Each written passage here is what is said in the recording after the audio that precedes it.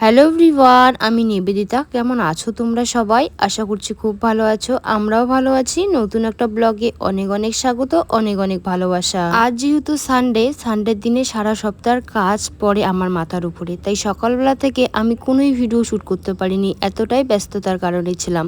তো এখন দুপুরবেলা ভাত বসিয়ে দিয়েছি, এখন থেকে ভাবলাম যে ব্লগটা আমি স্টার্ট করে নিয়ে নিই। একজন গৃহিণী সারাদিনে তো ব্যস্ততাতেই দিন কেটে যায়। একজন গৃহিণীর প্রত্যেকটা দিন সকালে কিন্তু কাজকর্ম যা থাকে তা দিয়েই শুরু হয়। তবে মামামকে স্কুল দেওয়ার পর থেকে আমার যে জীবনটার কাজকর্ম সবকিছুই আর কি পাল্টে গিয়েছে। সারা সপ্তাহে তো সকালবেলা উঠে তাড়াহুড়ো করে কাজ বাজ সেরে নিয়ে, রান্নাবাড়া সেরে নিয়ে বাচ্চাকে নিয়ে স্কুলে যেতে হয়। ভাবি যে যেদিন করে সানডে থাকবে, ছুটির দিন করে একটুখানি বসে শুয়ে রেস্ট করব। তবে সেটা কখনোই হয় না। বিশেষ করে ছুটির দিন করে আবার কাজ বেড়ে যায়। সারা দিন কাজ করলেও কিছুতে কাজ শেষই হতে চায় না, আর সময় যে কোন দিক দিয়ে চলে যায় বোঝাও যায় না। আজ আমি সকালবেলা থেকে এখনো পর্যন্ত ভাত খাওয়ার সময় পাইনি। ওই সকালবেলা চা বিস্কিট খেয়ে নিয়েছি আর এখনো পর্যন্ত ভাত খাইনি। তো ভাবলাম এখন যদি আবার ভাত খেয়ে নিই তাহলে আর দুপুরবেলা খেতে মন যাবে না। তাই এখন আর আবারও দুধ বিস্কিট মুড়ি যা ছিল সবগুলো ভিজিয়ে খেয়ে নিয়ে এখন এই যে রান্নাটা বসিয়ে দিয়ে দিলাম। তার মধ্যে রোদও উঠে গিয়েছে, প্রচুর পরিমাণে চড়া রোদ উঠে গিয়েছে। আর রান্নাঘরে না কিছুতে থাকাই যাচ্ছে না। এই গরমের দিনে রান্নাঘরে থাকতে ইচ্ছা করে না। যত তাড়াতাড়ি রান্নার কাজটা সারতে পারবো তত তাড়াতাড়ি বাইরে বের হতে পারবো। তবে যেহেতু গ্যাস নেই, গ্যাস শেষ হয়ে গিয়েছে, ওই একটা উনুনের মধ্যে রান্না করতে না অনেকটাই অসুবিধা হয়ে যায়। কবে ভাত হবে, তারপরে ভাতটা নামিয়ে নিয়ে তারপরে সবজি রান্না করতে হবে। দুটো উনুন থাকলে দুদিকে বসিয়ে দিলে তাড়াতাড়ি কিন্তু রান্নাটা সারা যায়।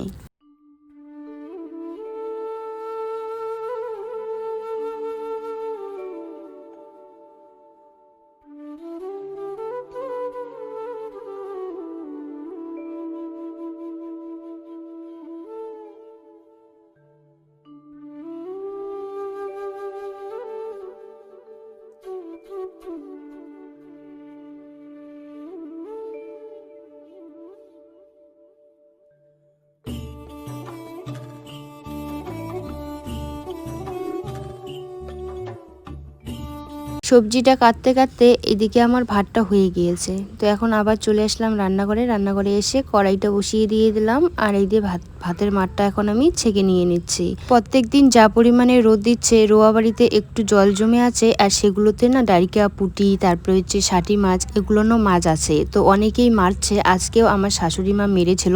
তো মেরে আবার আমাকে দিয়ে গেছে, বেছে ধুয়ে সবকিছু করে দিয়ে গেছে। অনেকেই ঘাস কাটতে আসে, ছাগল গরু, যারা ছাগল গরু পালে। আমাদের তো গ্রামে প্রায় বাড়িতে ছাগল গরু সবাই পালে, একজন দুজন বাদ হয়তো পড়বে, তার মধ্যে প্রায় বাড়িতেই তুমি ছাগলগুলো পাবে। তো ঘাস কাটতে এসে এই যে মাছ দেখে তখন আবার মাছ মেরে নিয়ে যায়। তো মাও আজকে সকালবেলা ঘুম থেকে উঠেছে, উঠে গিয়ে দেখে যে ওইদিকে নাকি মাছ আছে, তাই অনেকগুলো মাছ নিয়ে আসছে।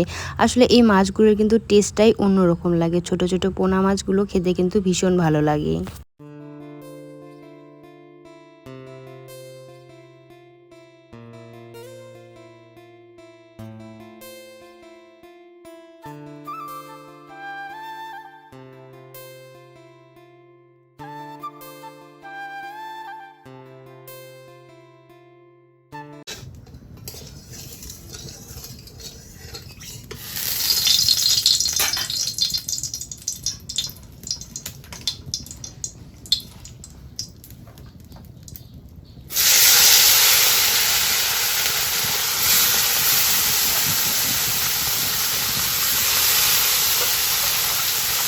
মাছগুলোতে পেঁয়াজ আর লঙ্কা কেটে দিয়ে তারপরে হলুদ লবণ একসঙ্গে মেখে নিয়ে ভেজে নিয়ে নিচ্ছি। তো মা বলছো যে এরকম করে আজকে ভাজতে, তার জন্য ভেজে নিয়ে নিলাম এরকমভাবেই। আমি তো আগে ভেজে নিয়ে নেই, তারপরে আর কি পেঁয়াজ আর লঙ্কা দিয়ে দিই। তো মা বলছে ওভাবে দিতে হবে না, তুমি একবারই দিয়ে দিবে, একবারই দিয়ে দিলেই হয়ে যাবে। মাছ ভাজা করে নিয়ে নেব। আর এখানে আমি পটল কেটে নিয়েছি, পটলটা ভাজা করব। আর এখানে একটা আলু দিয়ে দেবো, আলু দিয়ে ওই যে কাঁকরোল, তারপর হচ্ছে কাঁকরোল্লা, এগুলো আছে সবগুলো দিয়ে একটা সবজি রান্না করে নিয়ে নেব। এতক্ষণ ধরে ফোন করছিলাম, মা আর কি ফোন করছিল, কারণ জাইম্বুরা নাকি আমাদের বাড়িতে আসতে চাইছে নিমন্ত্রণ দিতে। তবে আমাদের বাড়িতে এদিকে আসার কথা বলে গিয়েছে ও আর এক জায়গায়। তো আমি ফোন করলাম আবার জাইম্বুর নাম্বার নিয়ে, বলছে কি আজকে আর আসবে না, অন্যদিন আসবে। তো বলছে কি কেন এত জিজ্ঞেস করছিস, আমরা গেলে তো যাবই।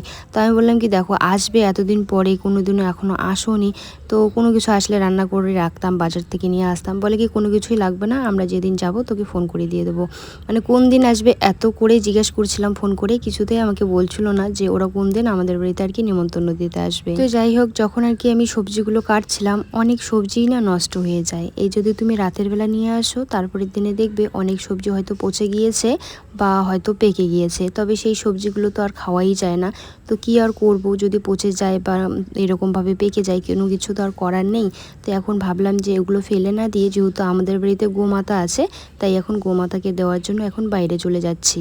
আগে না আমাদের অনেক গোমাতা ছিল জানো তো, এখন একটাই গোমাতা আছে আর ছোট্ট একটা বাছুর আছে। এই গোমাতার আর কি বাচ্চা ছোট্ট, তো সেটাকেও বেঁধে রাখতে হয় এখন।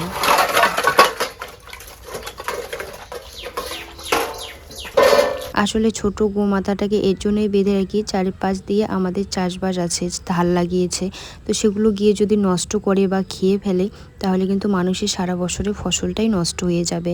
তার জন্যই আর কি এরকমভাবে আর কি বেঁধে রাখা হয় ছোট গোমাতাটাকেও। জানো তো, গোমাতাকে যখন আমি খাবার দিতে যাচ্ছিলাম, তবে ক্যামেরাটা অন করেছি, কিছু লোক উকি দিয়ে দেখছে পাশের থেকে।